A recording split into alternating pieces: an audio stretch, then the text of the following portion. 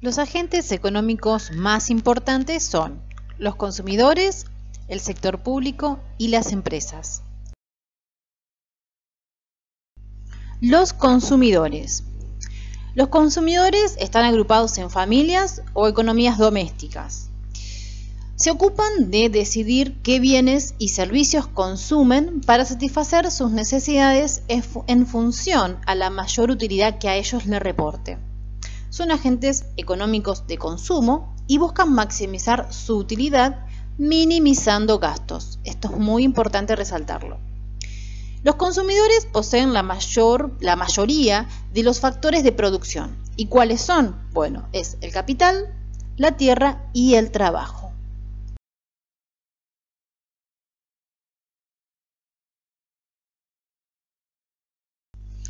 Ahora bien, analicemos a nuestro segundo gran agente económico, que es el sector público. El sector público está formado por las distintas administraciones públicas. Su principal objetivo es conseguir el máximo de bienestar para el conjunto de la población, tomando decisiones oportunas. ¿Cuáles son? Bueno, intervenir en la economía, crea leyes que regulan la forma de actuar de otros agentes económicos a la hora de acudir al mercado, redistribuyendo la renta, ofertando a un precio más bajo o gratuitamente bienes y servicios que la sociedad cree que deben recibir toda la población, como por ejemplo el ejército, sanidad, educación, entre otras.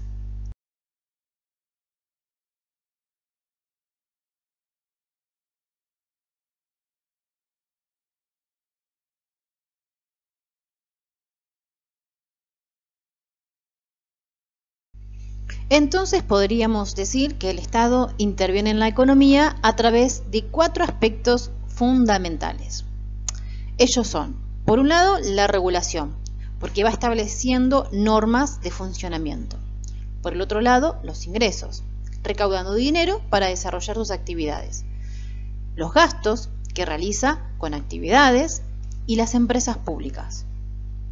Entonces, sus principales funciones van a ser, de acuerdo a ello, establecer un marco legal para la economía, vender y comprar bienes y servicios, establecer impuestos, tratar de estabilizar la economía, redistribuir la renta y procurar la eficiencia económica.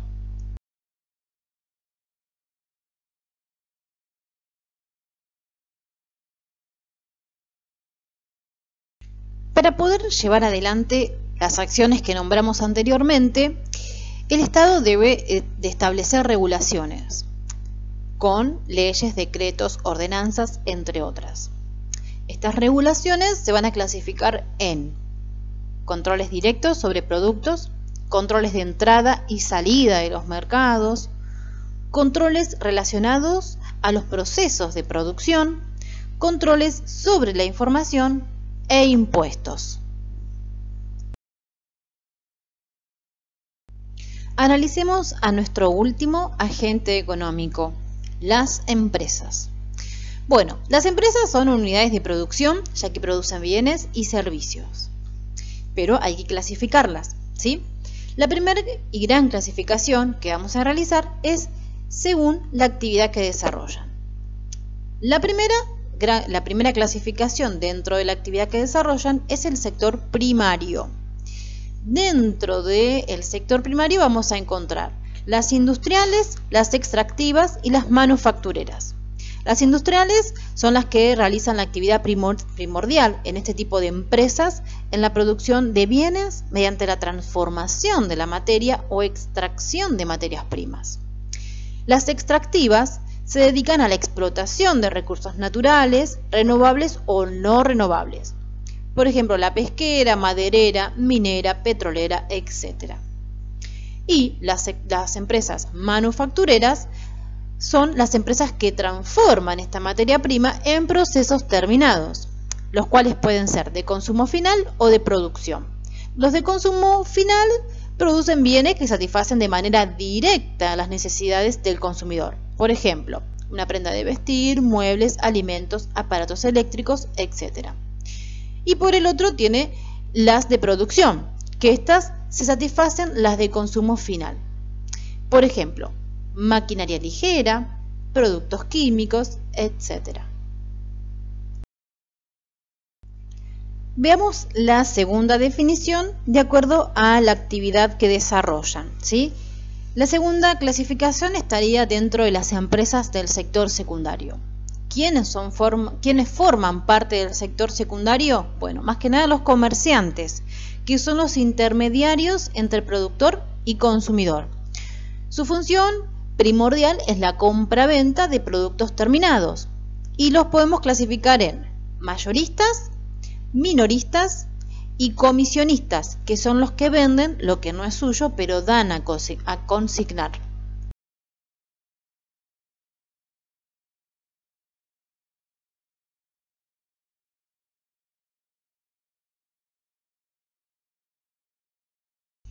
La tercera clasificación, dependiendo de la actividad que desarrollan, son las empresas del sector terciario. El sector terciario se refiere más que nada a los servicios y dentro de ella encontramos una clasificación más, que pueden ser de transporte, de turismo, instituciones financieras, servicios públicos, aquí incluimos energía, agua y comunicaciones, y luego tenemos servicios privados, que aquellos son asesoría, ventas, publicidad, contable y administrativo. También tenemos servicios de educación, finanzas y salud. Analicemos la otra clasificación de las empresas, que sería según el capital de procedencia que tienen, ¿sí? Bueno, aquí tenemos cuatro grandes clasificaciones. Tenemos empresas privadas, empresas de autogestión, empresas públicas y empresas mixtas. Las empresas privadas serán privadas si el capital está en manos de accionistas particulares. Las de autogestión si los propietarios son los propios trabajadores. Las empresas públicas serán si el capital y el control están en manos del Estado. Y serán mixtas si el capital o el control son de origen tanto del Estado como de privados o comunitarios. Ahora analicemos la tercera gran clasificación de las empresas, que estaría dado según la forma jurídica que éstas adquieren. Y a ello nos referimos a la titularidad que tiene la empresa y la responsabilidad legal que tienen sus propietarios. Por un lado tenemos a las empresas individuales, ¿sí? Si solo pertenece a una persona, ésta puede responder frente a terceros con todos sus bienes, es decir, con responsabilidad ilimitada o solo con el importe que fue necesario para su constitución. En el caso de las empresas individuales, de responsabilidad limitada. Es la forma más sencilla de establecer un negocio y suele ser empresas pequeñas o de carácter familiar. Bueno, la segunda clasificación con respecto a la obligación que adquieren los dueños de las empresas estaría dado por las sociedades anónimas, las sociedades colectivas, las sociedades comanditarias, las sociedades de responsabilidad limitada y las sociedades por acción simplificada, ¿sí?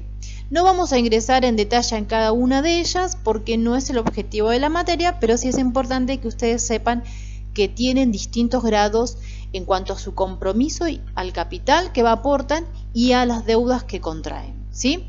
Bueno, vamos a la tercera clasificación, que son las cooperativas u otras organizaciones de economía social. Vayamos a la cuarta clasificación, ¿sí? Que vamos a clasificar a las empresas según su tamaño. Aquí podemos encontrar que no hay unanimidad entre los economistas a la hora de establecer qué es una empresa grande o una empresa pequeña, ¿sí? Entonces, los principales indicadores que nosotros vamos a utilizar son el volumen de venta, el capital propio, el número de trabajadores, beneficios, etc. Vamos a ver como un rejunte, ¿sí?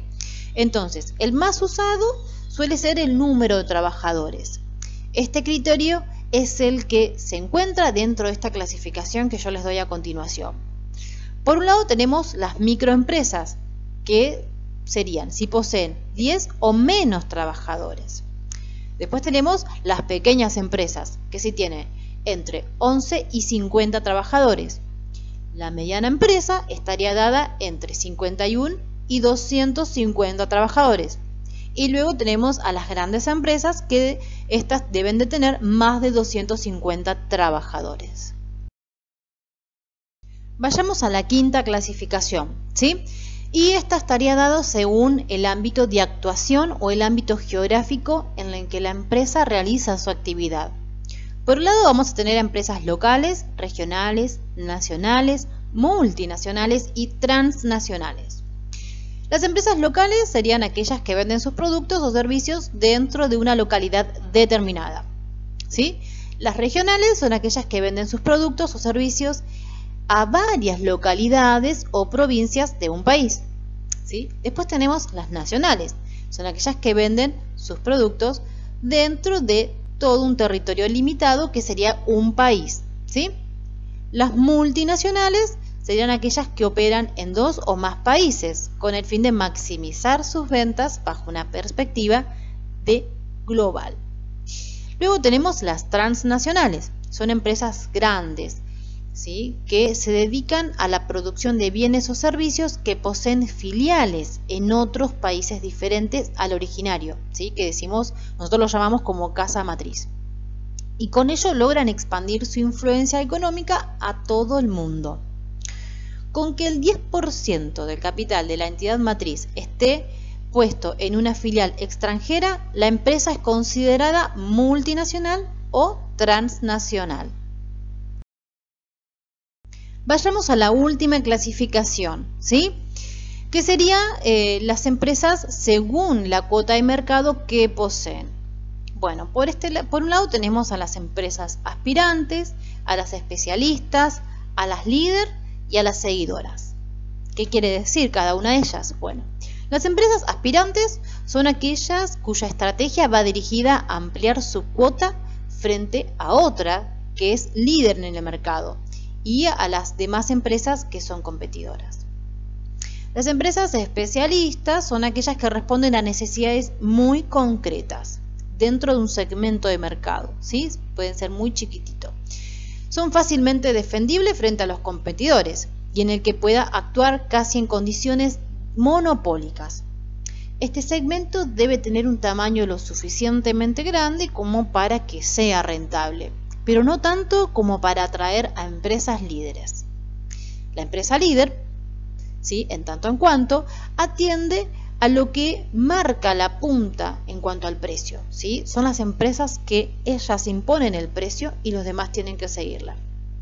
¿Por qué? Porque tienen la innovación necesaria, porque invierten en publicidad, ¿sí? Además, bueno, están ellas encaminando el camino para las que logran hacer imitaciones sobre ellas. Y después tenemos las empresas seguidoras, que son aquellas que no disponen de una cuota suficientemente grande como para inquietar a la empresa líder, solamente la siguen.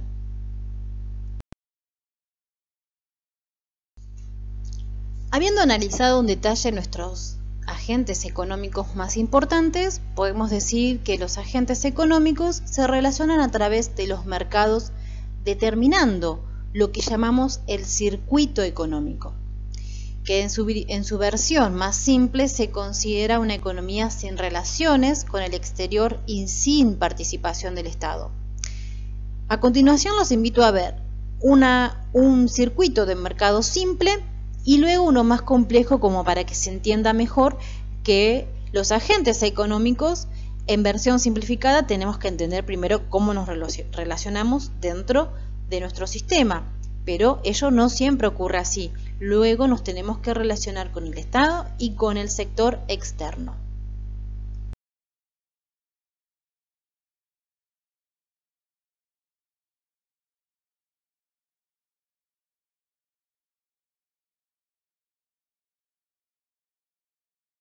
Para continuar analizando los sistemas económicos, me pareció oportuno tomar una definición que realiza el autor Vergara. Y este plantea: el sistema económico es el conjunto de relaciones básicas, técnicas e institucionales que caracterizan a la organización económica en la sociedad. Para ello vamos a entrar en algunos detalles de cuestiones técnicas que nos van a permitir realizar y comprender mejor los análisis económicos.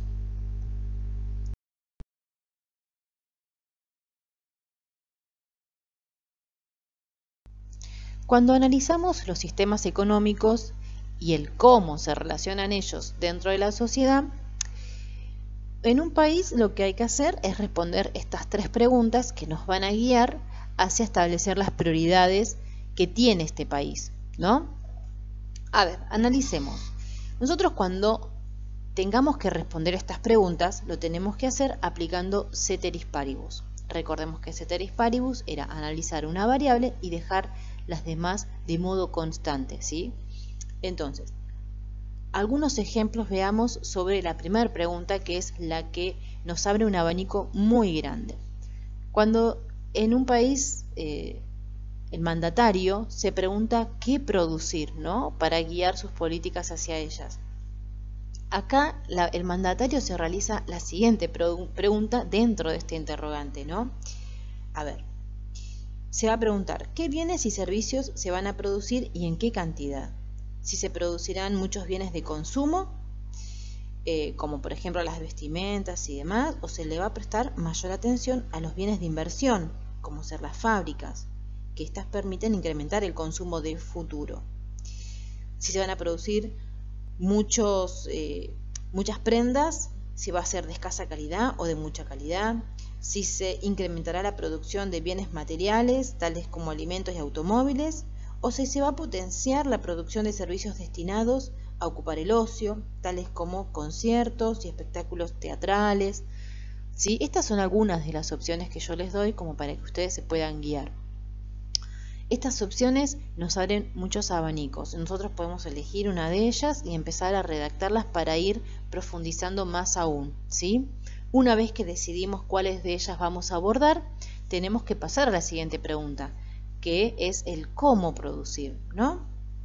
Bueno, y aquí, ¿qué tenemos que responder? Tenemos que responder cómo se van a producir estos bienes y servicios, con qué recursos y técnicas va a producir la empresa, qué personas desarrollarán cada una de estas actividades, qué energías va a utilizar, ¿no? Hoy en día esto es muy importante. Si se van a utilizar energías nucleares, solares, térmicas, eólicas, ¿sí? ¿Qué producción será prioritaria? Si va a ser más artesanal o más mecanizada. A ver, en este caso las grandes empresas también pueden evaluar si van a ser totalmente de capital privado o si van a ser de capital mixto o público, ¿sí? Acá profundizamos un poco más, ¿sí? Entonces vamos tamizando un poco las opciones y vamos delineando mejor la política. Una vez que ya respondimos estas dos preguntas, pasamos a la tercera, que es mucho más limitada, ¿sí? El ¿para quién producir? Bueno, y acá tenemos que responder, a ver, ¿para quién será la producción, no? Lo que decidimos analizar, ¿para quién va a ser? ¿Quiénes asumirán los bienes y servicios producidos? A ver, sería ¿cómo se va a distribuir el total de la producción nacional entre los diferentes individuos y familias? Si se va a atender la distribución de la renta para que sea igualitaria o por el contrario, para que se produzca una diferenciación de la renta, ¿sí? Entonces acá tenemos que decidir para quién va a estar esta producción. Cuando yo les pregunto que tienen que responder estas tres preguntas, básicamente lo que les pido es que utilicen un ejemplo, ¿sí? Un ejemplo concreto, y vayan analizando con estas preguntas que yo les doy, vayan tamizando y lograr una definición mucho más acabada, ¿no? ¿Qué producir? Bueno, van a tomar algunos de los ejemplos de los que les di, cómo producir, seguirán profundizando eso, y el para quién producir, sí, estará destinado para sector medio bajo, medio alto, medio bajo, ¿sí? Entonces, eso es lo que pretendo que logren responder con estas tres preguntas de los sistemas económicos.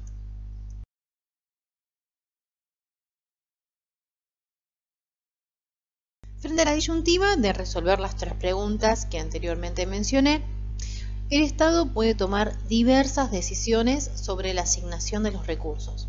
lo que determinará luego distintos sistemas económicos. A continuación vamos a abordar los tres sistemas, ¿sí? Por un lado tenemos el sistema de mercado libre, en el cual los agentes económicos privados toman las decisiones sobre la asignación de sus recursos. Este tema luego lo abordaremos con mayor detalle cuando veamos a Adam Smith. Por el otro lado tenemos al sistema centralizado, en el cual los métodos de producción son estatales, así como también las decisiones. Dentro del sistema mixto tenemos al Estado, que va a colaborar con la iniciativa privada. Las empresas privadas existen y lideran la producción y la acumulación de capital. Pero el Estado no se limita a proporcionar seguridad, salud y educación, sino que pasa a regular el ciclo económico y participan en algunos segmentos de la producción de bienes, de la producción de servicios.